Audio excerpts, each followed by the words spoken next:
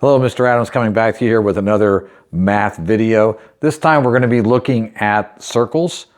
You started covering circumference of a circle using the diameter, and I believe on Monday it's going to be using the radius, and then you're going to be talking about area of a circle. So I'm going to give you a little bit of an overview here real quick to kind of help you with those concepts, all right, and those formulas. By the way, all of your geometry formulas, your area and perimeter of a rectangle, a triangle, a square, those formulas, you're going to see those the rest of the year.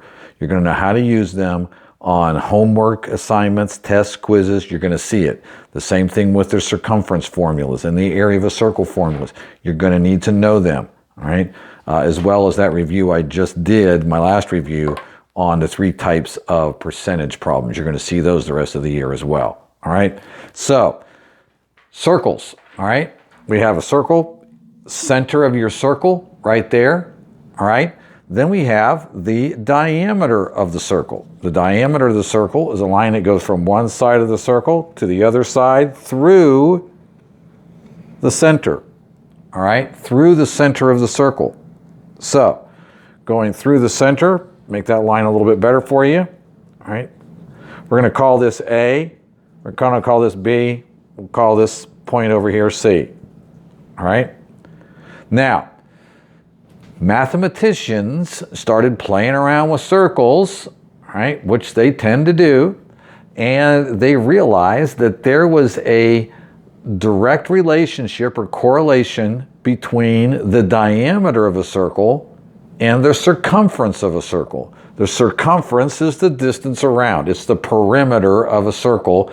They call it circumference. So they're playing around, and they realized that if they took the circumference and divided it by the diameter, they always got 3 1/7. That's a constant, 3 1/7. Every time they took the circumference, divided it by the diameter, they got 3 1/7. So they realized with that, if they take 3 1/7 and multiply it by the diameter, they're going to get the circumference.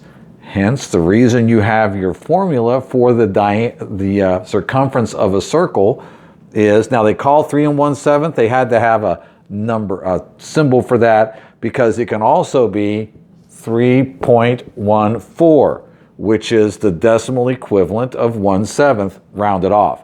1/7, if you divide that out, it goes on forever, just repeat numbers that don't repeat and everything. So it's just nasty, all right? So what they did is they said, well, we're going to, for all practical purposes, we're going to round 3 1/7 off to 3.14. So if you want an accurate number, it's 3 1/7. If you want a really, really, really close number, it's 3.14. If they give you the diameter in a decimal, then they probably want you to use 3.14, okay?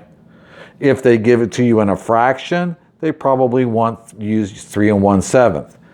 Many times they'll tell you in your book which one they want you to use, all right? Now, so let's take your formula then that you have, all right, which is, they've called 3 1/7, 3.14, they call it pi, and that's the symbol, all right? They call it pi. Pi times the diameter. Remember, no sign between letters and numbers, that means multiplication.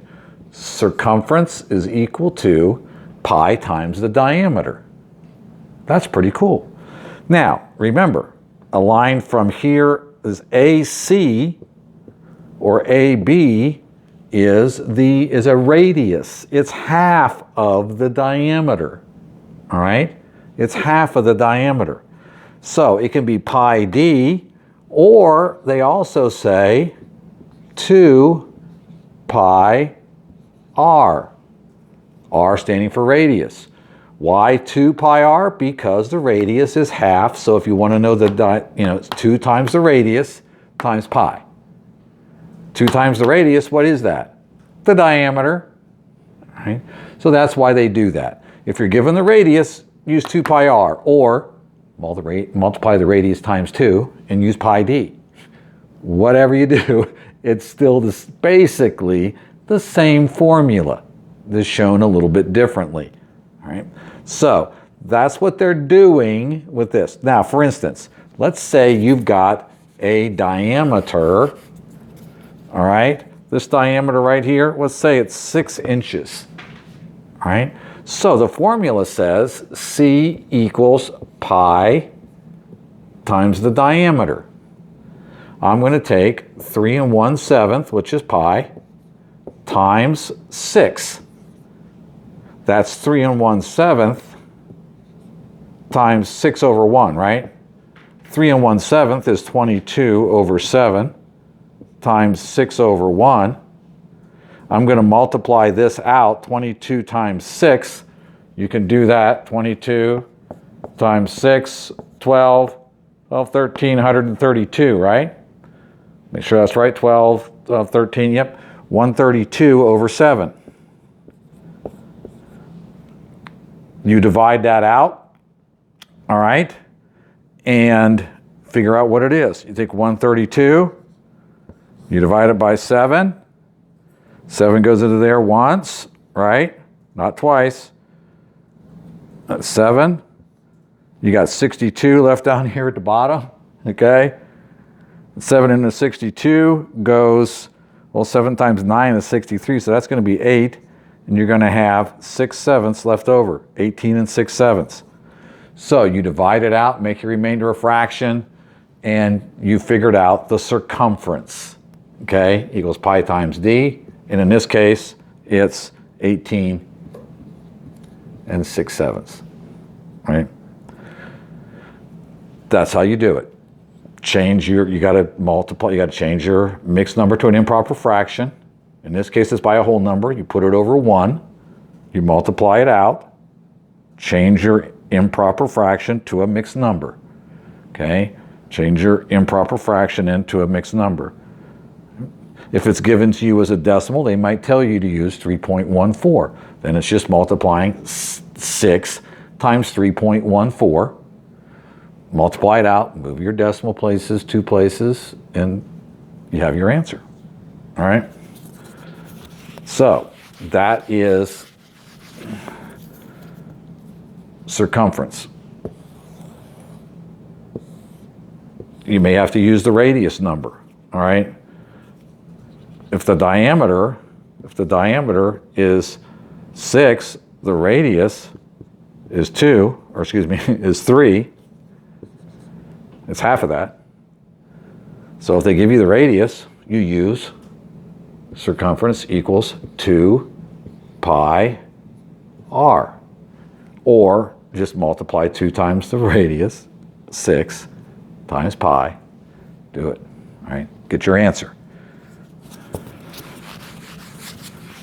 So, quick little review there. Now, what's coming is area of a circle. And that is pi times the radius squared. Right?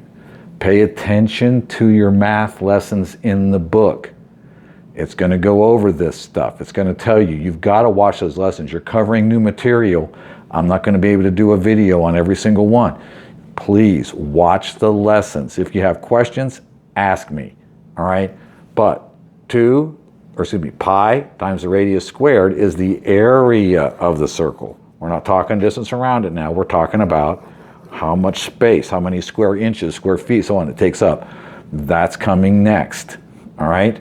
You're going to get that this week. All right. Very good.